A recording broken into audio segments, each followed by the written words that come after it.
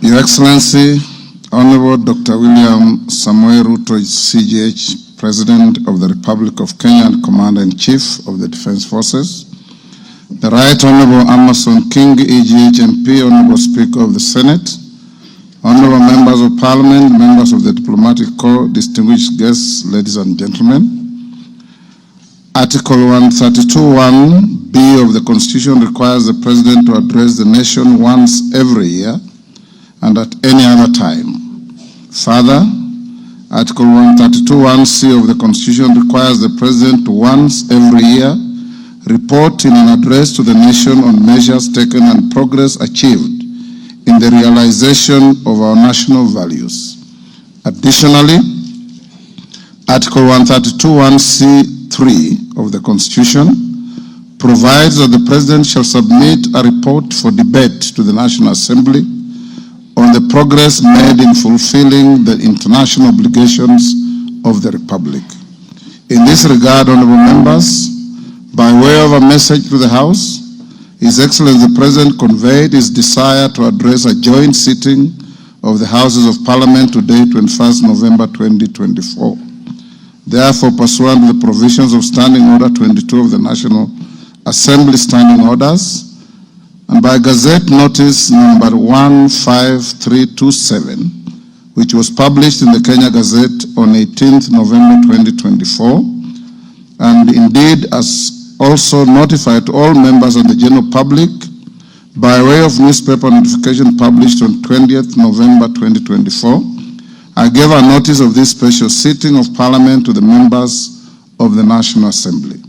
Accordingly, honorable members, this special sitting is properly convened.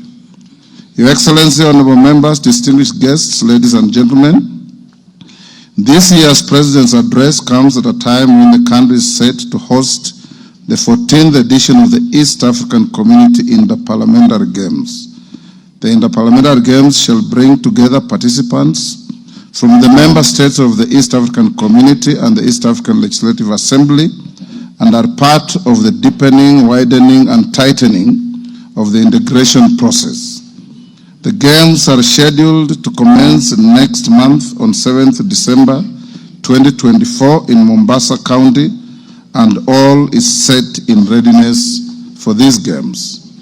Moving on, Your Excellency, it's in the custom of Parliament to recognize invited guests seated in our galleries. I therefore wish to recognize the following guests who are seated in the Speaker's row. Her Excellency Mama Rachel Ruto, First Lady of the Republic of Kenya, and other members of the First Family. His Excellency Honorable Professor Kithure Kindiki, the Deputy President of the Republic of Kenya and the spouse of the Deputy President, Her Excellency Dr. Joyce Kithure. Honorable Musalia Mudavadi, EGH, the Prime Cabinet Secretary and Cabinet Secretary, Minister of Foreign Affairs and Diaspora Affairs.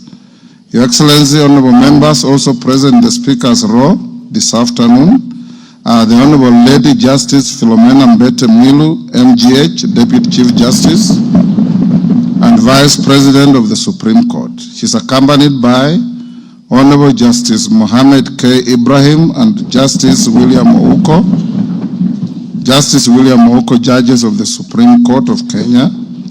Also accompanying the Deputy Chief Justice are Honorable Justice Oscar Angote, presiding judge of the Environment and Land Court, Honorable Lady Justice Jemima Wanza Kelly, judge of the Employment and Labor Relations Court. We are also honored to have in our midst the immediate former speakers of the Houses of Parliament, the Honorable Justin Bedan Njoka Muturi, EGH, the Cabinet Secretary for Public Service and Human Capital Development, the Honorable Kenneth Marende, EGH, the Honorable Kenneth Makelo Lusaka, EGH, the current Governor of Bungoma County, Honorable Ekwe Ethro,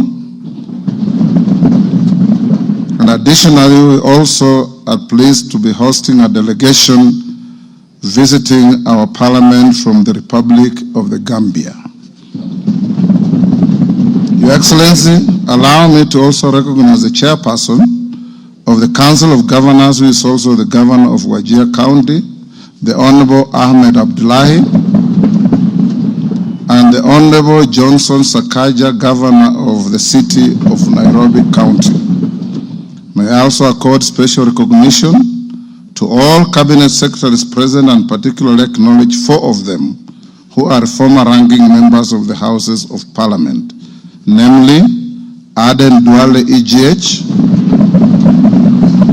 former leader of the majority party in the National Assembly, Honorable Onesimus Murkomen EGH, former Senate Majority Leader, Honorable John Badi EGH, Honorable Opio Wandai EGH,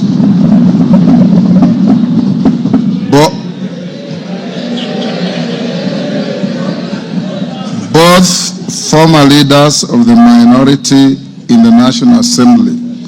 I need not mention that His Excellency the Deputy President is a former leader of majority in the Senate. I also acknowledge the presence of Mr. Felix Kosgei, Chief of Staff and Head of the Public Service, Principal Secretaries, members of the Diplomatic Corps, and heads of constitutional commissions and independent offices and state corporations present. They are all welcome to the House of Parliament. Your Excellency, I wish to make a special welcome to Parliament and mention the Chief of the Kenya Defence Forces, General Daniel Kahariri, who is present, and the respective service commanders, the Inspector General of Police, and other leaders of our disciplined forces who are seated at the Speaker's row. Parliament is grateful for your distinguished service to our great nation. To all invited guests, we say karibuni sana kwa bunge letu. Your Excellency, honorable members, distinguished guests, ladies and gentlemen, it is now my singular honor and privilege to invite His Excellency the President of the Republic of Kenya and Commander-in-Chief of the Defense Forces to address this special sitting of Parliament. Welcome, Your Excellency.